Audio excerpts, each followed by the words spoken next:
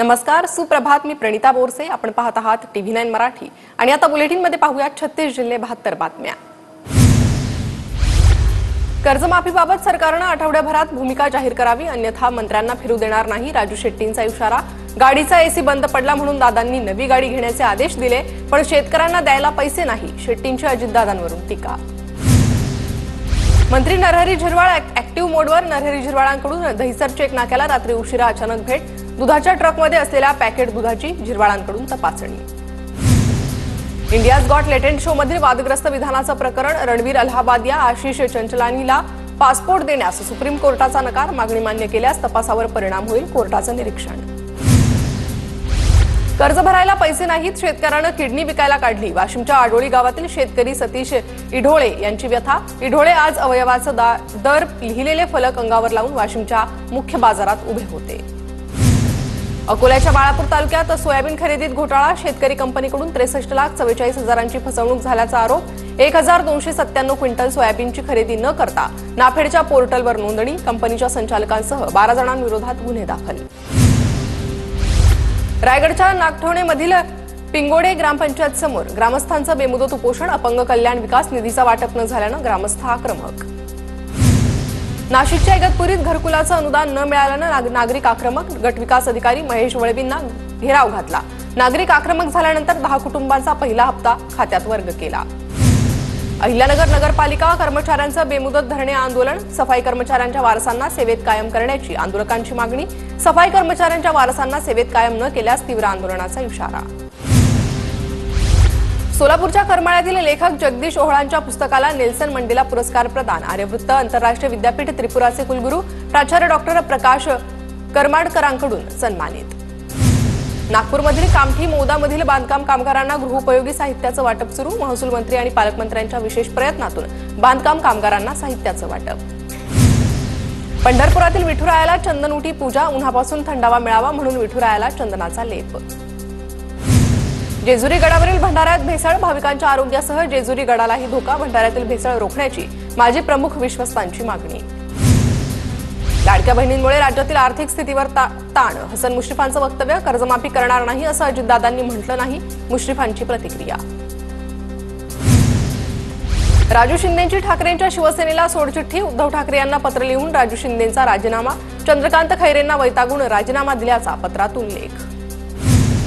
ठाण्यातील मनसे कार्यकर्ते बँकेत पोहोचले. बँकेतील सर्व व्यवहार मराठीत असणं अनिवार्य. मनसेची मागणी. मराठीतून व्यवहार न झाल्यास मनसेची स्टाईल दाखवण्याचा इशारा. मेडिकल कॉलेजचा कॉन्ट्रॅक्टर संबंधित मंत्र्यांचा नातेवाईक आहे का? वैद्यकीय शिक्षण मंत्र्यांनी स्पष्टीकरण द्यावं. विनायक राऊतांची प्रतिक्रिया. तर अशी कॉन्ट्रॅक्ट कुणी मुलगा आणि जावयाला देतं का? विनायक राऊतांना शिक्षण मंत्री हसन मुश्रीफांचं उत्तर.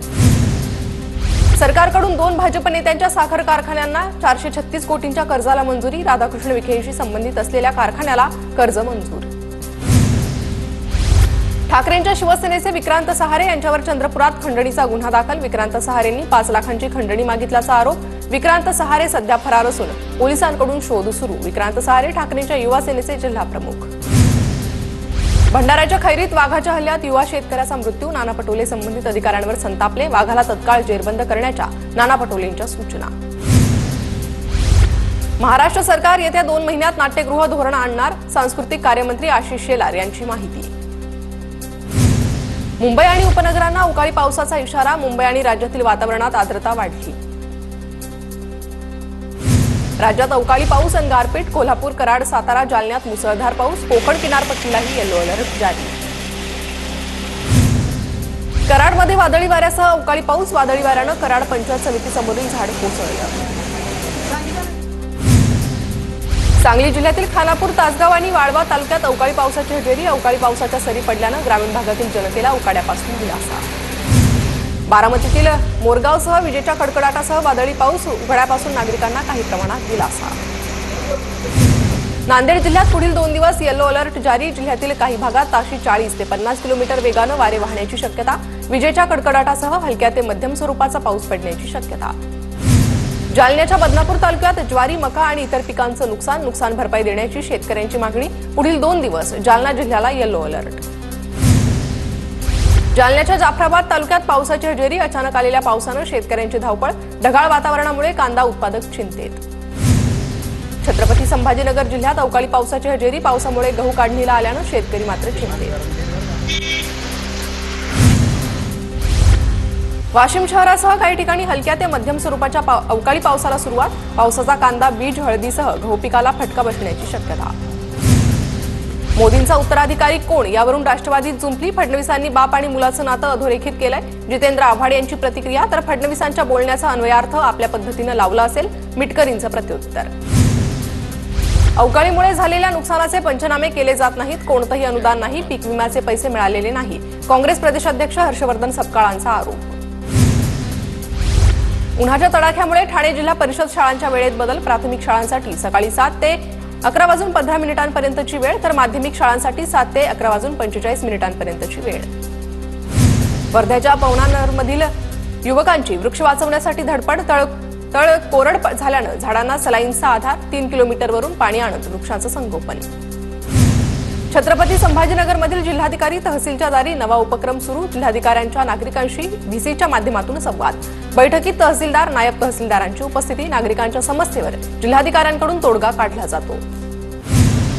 मुंबईतील करिअर मीडिया इंडिया या कॉल सेंटरला मनसेचा दणका, कॉल सेंटरमध्ये मराठी भाषेचा समावेश नसल्यानं मनसे आक्रमक, मराठी भाषेचा वापर करणार कॉल सेंटरचा माफीनामा। परप्रांतीयांनाच नव्हे तर मनसे मराठी माणसांनाही मारहाण करते, पवईतील मारहाण प्रकरणी अमोल मिटकरींचा मनसेवरच निशाणा, मराठीचा अवमान केल्यानं मनसेकडून परप्रांतीय सुरक्षा रक्षकाला चोप। औरंगजेबाच्या कबरीवरील सुशोभीकरण काढा, मनसेची मागणी, छत्रपती संभाजीनगरच्या जिल्हाधिकाऱ्यांना मनसैनिकांचं पत्र, मराठ्यांनी औरंगजेबाला इथे गाडलं असा बोर्ड लावण्याचीही मागणी।